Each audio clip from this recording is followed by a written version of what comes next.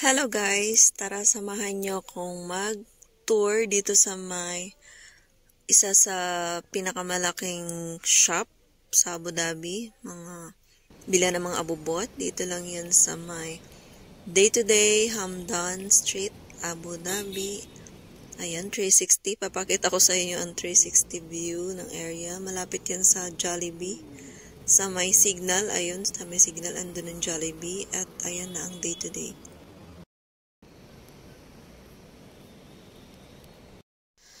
Halos andito na yata lahat ng kailangan nyo guys. Ayan, mga abubot, mga kailangan sa bahay, mga houseware, kitchenware, at mga pang-decor, lahat-lahat na ng mga kagamitan sa bahay. Ayan, makikita nyo dyan. Kaya nakaka-enjoy lahat. Ayan, merong mga bags and shoes. Ayun yung mga bags. Siguro mga starting yan, mga 10, 20 dirhams, ganyan. And parang okay na rin naman yung quality. Pwede siya pang regalo, pang padala sa Pinas. Ayan. May mga backpacks, small backpacks. Mga mahilig dyan backpacks. Ayan, medyo okay naman yung quality niya. Sobrang andaming options niya guys. Mag-try lang kayo mag-ikot-ikot dito. At ayan. Ayan, check nga. 21. Check tayo kunwari. Pero ang gaganda din naman talaga yan. Mahilig kasi sa mga small backpacks para pag nag-walking, ganyan, wala kang bit-bit. Or kapag nag-travel. At eto naman, mga toys. Ayan, mga another bags. Eto naman, mga kids toys. Ayan, meron din mga school bags. Ayan, panlalaki, pang babae, meron din. Meron din sila mga trolley bags para sa mga students. Ayan, around siguro mga 60 to 70 dirhams. Ayun yung pambabae sa taas na backpacks. Ayan, ready for the school. Ayun nga, 29 dirhams lang yung small na backpack. Ay, trolley backpack. Ayun.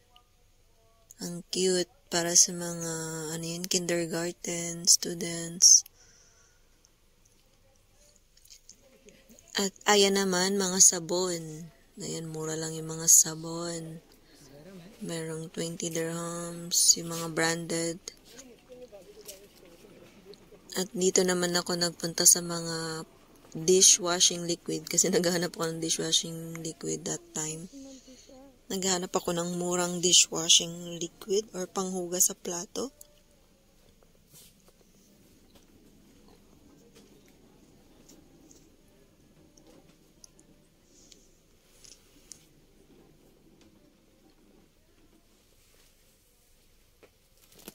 At eto naman guys ay tissue box. Ayan, ang ganda ng tissue box. Tissue holder. Ayan, below 10 dirhams lang siya. Parang 8 dirhams. And by the way, yung conversion ng dirham to peso guys ay as of now it's around 15.30. Ayan. Nag-check ulit ako ng mga sabon. Kakahanap ko, kailangan ma-check ko ang pinakamurang sabon para tipid. Pero yung magandang sabon dito guys is yung Fairy at saka yung Lux. Mura lang yun at saka lagi nakasil at saka sobrang bula niya. Kahit konti lang ang ilagay nyo. Sobrang bulanan niya. Ayan o yung Fairy. Kaso hindi siya super sale kaya nagpunta ako dito sa Lux. Ayan, 2 pieces na siya for only 10 dirhams. 725 ml each bottle. At ito naman, na-amaze ako dito sa basket na to. Itong fruit basket or food basket. Ayan, ang ganda niya ipadala sa Pinas kasi iwas langaw. Dito naman kasi sa UAE walang langaw kaya hindi na kailangan yan. At ito naman mga plastic wares. Ayan, mga mahilig gumamit siya ng mga plastic wares. Kumbaga sa atin sa Pinas, mga Orocan. Pero di ko lang sure anong mga brand yan. Andito naman tayo sa mga thermos. Ayan, mga dala in Arabic. Mga tea products or tea ware. Tama ba? Andito naman tayo sa mugs kasi naghanap ako ng pinakamagandang mugs. At ayan na nga yung hawak-hawak ko, yan na yung nabili ko. But still, ayan, papakita ko lang sa inyo ang gaganda ng mga design ng mugs. Meron yan mga 5 dirhams lang. Ayan, gaganda na ng mga designs. Pero yung nabili ko kasi is may mug, tas may plate na siya, tapos may spoon. Maliit na spoon. Kaya okay na yung napili ko at naka-box pa siya. Kaya kung gusto niyo ng pang-gift, pwede rin siya pang-gift. Ayan yung hawak ko. Ang dami kong bit-bit. Kasi ayoko mag-trolley. Kasi pag nag-trolley, mapaparaming biling. At dito naman tayo sa mga flowers, guys. Ayan, sobrang ganda ng flowers. Ayan, medyo nagtagal ako dito kasi nag-selfie ako. Charot. Ayan, nagaganda ng mga flowers kasi para siyang mga real. Para siyang totoo, lalo na yun yung mga rose. Ayan, parang ganda niyang i-display sa bahay. Mga ganun lang din yung price niya, 10 dirhams. Siguro mga isang stick or 7 dirhams pa yun. Hindi ko na na-check yung price, guys. Ayan, visit nyo lang sila. At ayan nga, ang ganda, super real. Yan, mukha siyang real na roses. Ayan, mahilig yung mama ko sa roses. Pero sabi ko, wag siya magtanim masyado. Kasi matinik. Pangit yung matinik sa bahay. At nasa mezzanine floor pala ako niyan, guys. At ngayon, bababa naman tayo sa my ground floor. Pero meron silang first floor. Sa first floor ay mga damit, shoes, ganyan. At hindi na ako nagpunta doon. Kasi napapagod na ako, nahihilo na ako. Yun lang naman talagang kailangan ko, yung sabon lang at saka yung baso. At dito naman sa ground floor, marami rin dyang mga section. Merong food section at school area at mga cosmetics at mga electronics. Ayan, mga another abubot. Ayan, mga school supplies. And ito naman electronics. Malapit lang yan sa cashier area. Ayun yung cashier area nila. Ang dami dyan. Meron pa nga dyan yung mga blender, mga vacuum, na mga handy, mga small lang na vacuum. Ayan ang kanilang food area. May frozen, may gulay, at mga drinks. At hindi na nga ako masyadong pumasok dyan sa loob-loob na yan. Sinilip ko lang. Ayan yung kanilang mga ibang area.